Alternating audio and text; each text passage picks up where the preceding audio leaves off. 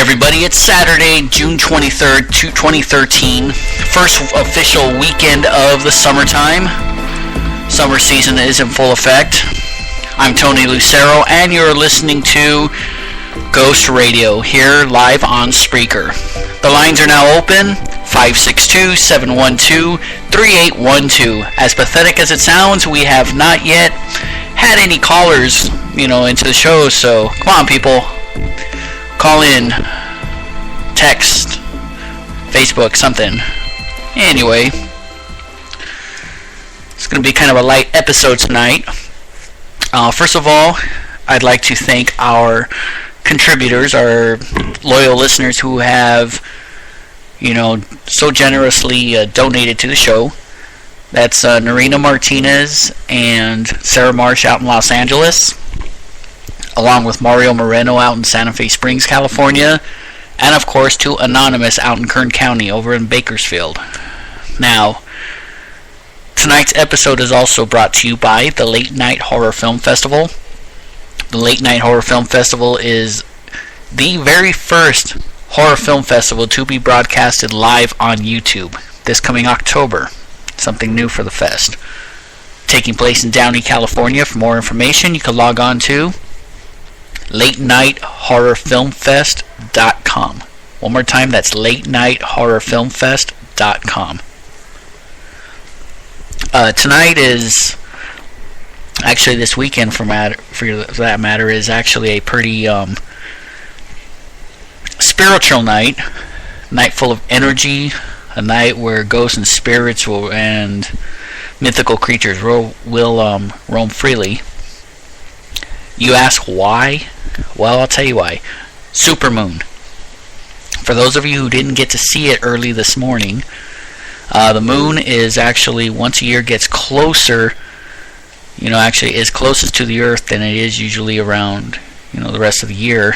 It's usually 40,000 miles closer, so don't worry, it's not the Death Star. I kind of thought it was at first, but Emperor's not going to blow up Earth, okay? He's going to head on over to Alderaan. Anyway, okay, that's some Star Wars geekiness. So tonight, in honor of the supermoon, we're going to talk about the moon and its effect on paranormal activities, including cryptozoology, ghosts and spirits, demonology, as well as UFOs. And also its effect on human behavior. Yes, human behavior. Now, before we move on, many of you have heard, via Facebook or social media or the news, that the entertainment world lost, a highly respected actor. James Gandolfini was only 51 years old, suffered a heart attack in Italy earlier this week, and, our condolences to the family, to the friends, and everyone that got to know him. I mean, The Sopranos was an awesome show. He was in a lot of other things. He was a great actor, and I personally didn't know he was only 51 years old. So, one of our great actors was taken in a bit early. This week has been full of, losses. For a personal note, childhood best friend lost his mother to cancer this week, so my condolences go out to the Cruz family. Adela, you will be missed. You definitely had an impact on my life, and I don't like to say goodbye. I always like to say I will see you soon. So it's my personal beliefs. Anyway, we're gonna move on to our topic for tonight, supermoon. First of all, to better understand the moon's effect on the paranormal and human behavior is to understand the origins of the moon itself. We obviously know that the moon orbits around the Earth. In our most basic science classes, we were taught that the moon actually has, an effect on the tides, earthquakes, and human behavior. Hence the word lunacy or lunatics. You're going to see where I'm getting with this in a little bit, guys. Let's start off with a little topic called cryptozoology and lycanthropy. Okay, I'm getting messages here, but none are related to the topic, so it's got to ignore the phone for a bit. Anyway, let's get back to the topic. Lunacy, lunatics, the moon's effect on man. I know I'm dragging with this. So, it was often said that lycanthropy, or shapeshifting, you all know it as the werewolf phenomenon in cryptozoology. The full moon has an adverse effect on the human psyche. It is said for some unexplained reason that the energy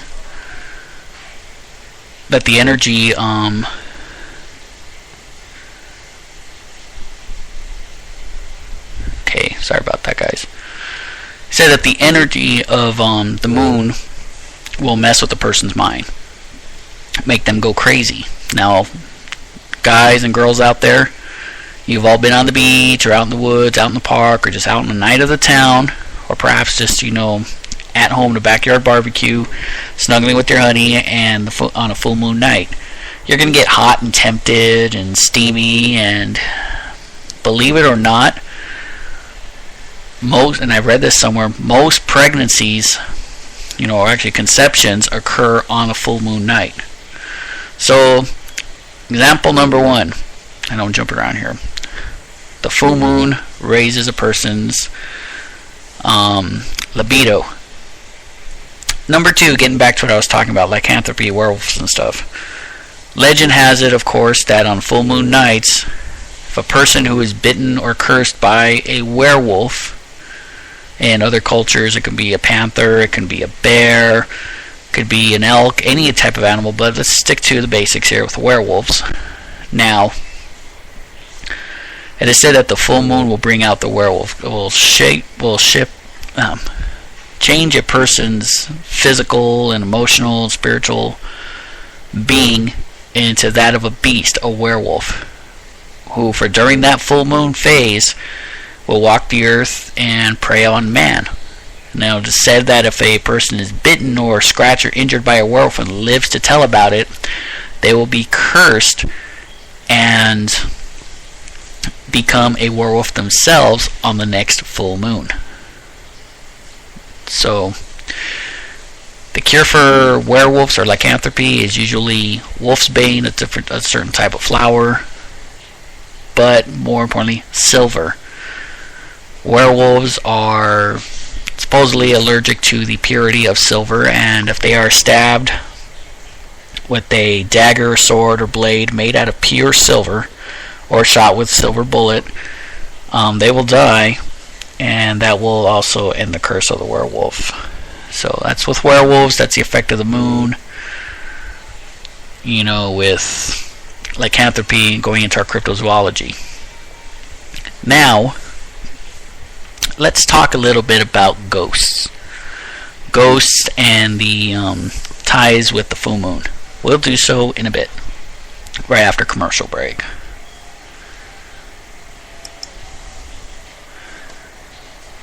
Okay, little technical difficulties here. Guess you guys got me on for a few more minutes.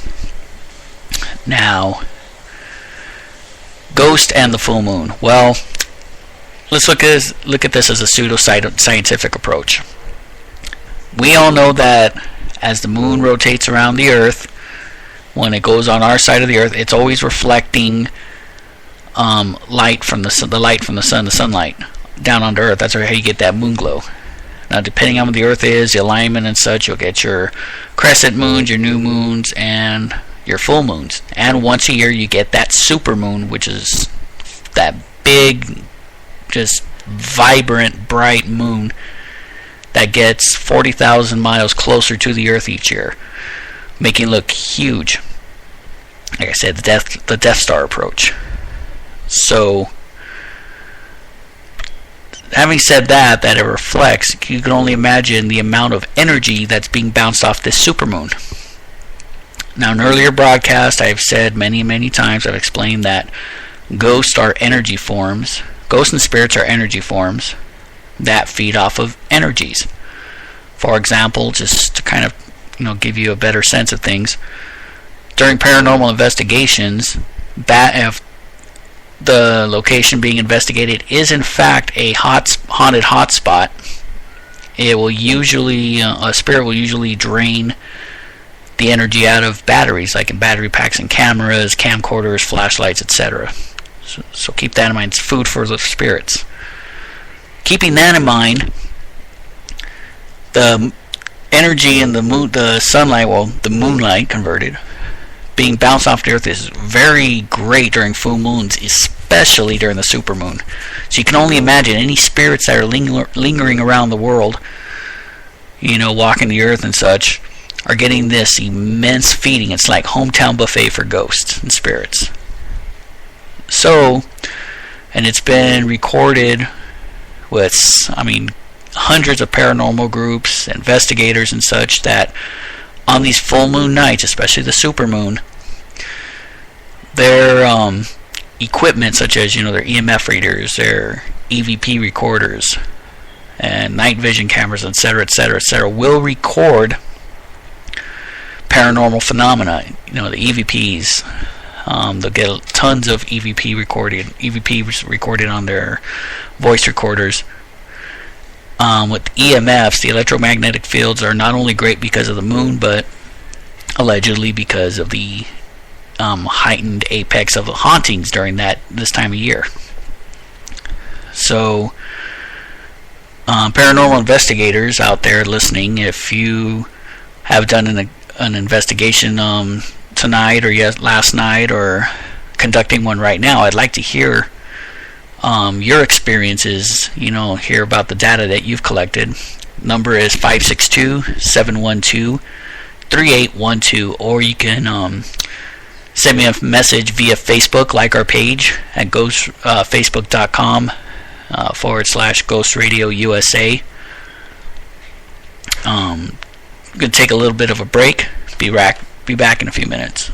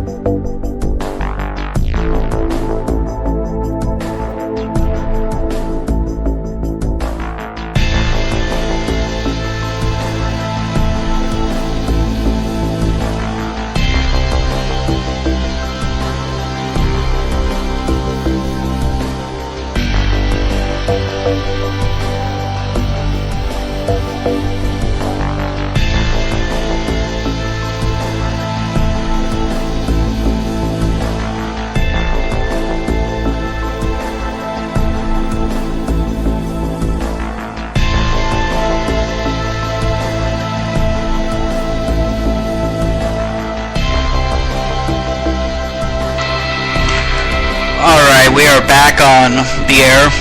Tony Lucero, you're listening to Ghost Radio USA on Spreaker, Spreaker.com. Tonight's episode, I'm just rambling about the supermoon and its effect on paranormal activity. Alright, everybody. So, getting back to the spin of things, we spoke about the full moon and its effect on human psyche. Making people go crazy, coining the term lunatic or lunacy way back when, as well as the moon's effects on heightened libido. Now, knowing those adverse, kind of strange behaviors being triggered by the moon, we moved on to lycanthropy, or the werewolf, and its effect on the full moon's effect on the on werewolves and shapeshifters and such. Now we're talking about the full moon and its effect on hauntings, ghosts and such. Now, throughout literature, throughout history, the sun and moon have been revered, in a divine sense, if you will.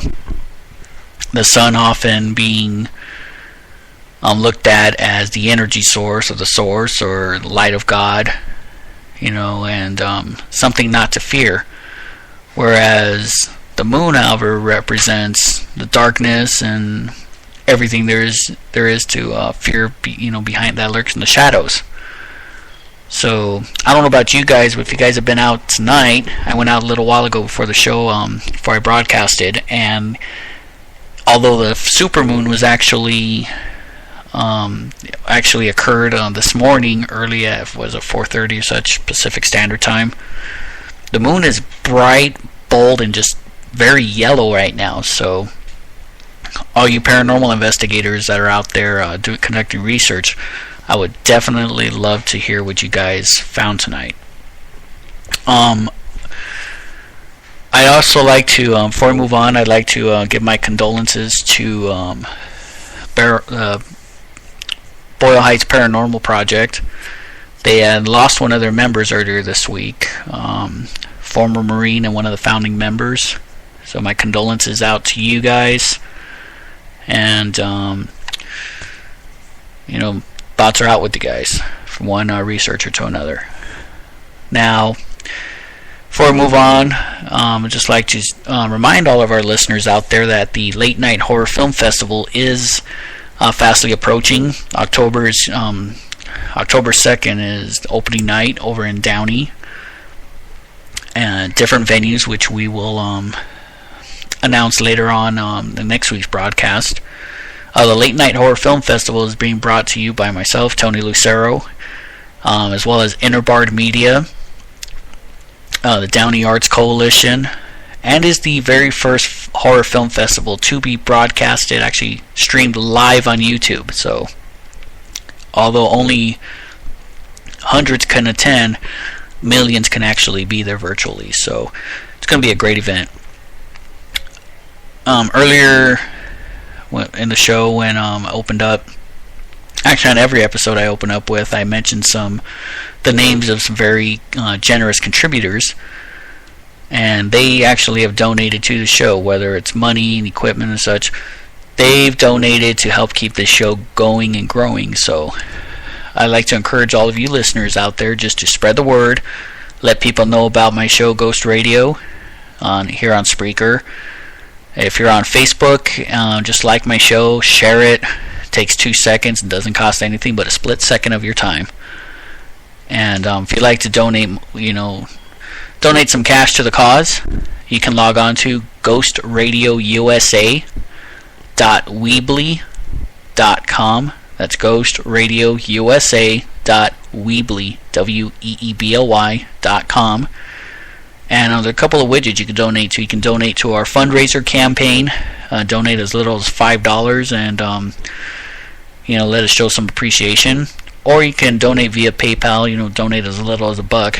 Every dollar counts, and every donor gets their name mentioned here on the show, as well as placed on our Wall of Fame on the site. So, getting back to business now. Let me see. The full moon. Now, I don't know about you guys, but when I was growing up, my stepfather used to take us out to the desert, to the Mojave Desert here in Southern California. And we used to go, looking for snakes and such, and different critters and everything, and we used to go at night. Now, we didn't poach them or anything, it's just that we were so into nature, like to take lots of pictures and such. It was an all-day affair. It was something nice to do to get away. Now, where am I going with this? He wouldn't take us there on full moon nights. Reason being, he told us, is that when the full moon's out in the desert, the owls have a clearer view of the ground. Owls and other birds of prey, and they would actually go and just snatch up any snake, any rodent, any lizard, anything that was crawling out. So these other critters would actually just they would hide. Now there were certain parts of the Mojave Desert that he wouldn't take us to, especially on full moon nights, because he said they were sacred Indian burial grounds. And he never really went into it much, but he always told us that you don't want to be out in the Indian burial ground, period, let alone on a full moon night, because strange and bad things will happen to those who trespass. So those of you out in the desert, you're obviously going to see some strange things. Even with or without the peyote or the weed, you're going to see some strange stuff out there tonight. So if you do, I'd like to hear it. Now, there's so much I like to ramble on about, and I would love to have actual conversations with all my listeners out there. So it's your last chance to call for the evening, 562-712-3812. Now remember, the show is broadcasted live, and it's pre-recorded, and it sticks to our website. So let's say if you have to listen to the show, the podcast on Monday, and trying to give me a call, chances are you're not going to get your question. So you got to call us when we are broadcasting live. Now I'm looking on Facebook right now, and one of my friends just posted up pictures of the supermoon and in its gradual phases, and man, you can see all the craters, you can see all the detail of it. So thanks Olivia Padilla out there in Southern California for posting those pictures and sharing them. I'm definitely going to add those to the site's gallery. Let me see. So for those of you that are out in the city of Downey, give me a call. I'd like to hear what you have to say about some of your paranormal experiences. And the reason why I point out Downey is because anybody out here in Downey knows that the city does have a history. There are several edifices and buildings and structures that still stand that were built, the 1800s, Reeves Mansion and Rancho Los Amigos, just to name a couple of them. So I'm pretty sure, I can almost guarantee it, that you got some people wandering around out there with some K2s or an EMF reader or voice recorder or whatever you guys have in your pockets. Hopefully it's some ghost hunting equipment, and you're just being a little nosy and you want to see what's going on. So if you guys get any EVPs, guys get any weird photos or orbs and something you can't explain, you could always email me at tony@latenighthorrorfilmfest.com. I'll be having a ghost radio email coming up, being built shortly, but tony@latenighthorrorfilmfest.com is the email address to email me all of your pictures, all of your EVPs, or any questions or experiences you have with the realm of the paranormal. So, moving along, let's see. Somebody had asked me a while back, what's my obsession with the paranormal? Do I do ghost hunting for a living? And the answer is, well, if you were listening last week, I shared a very intimate story with you guys about what drove me into the realm of the paranormal. You guys can listen to that. You guys can plug that in. Plug that podcast in on your website and such, and just download and listen to my story on there. And no, I don't do paranormal research for a living. It's a hobby of mine. It's something of interest, something that I just like looking into.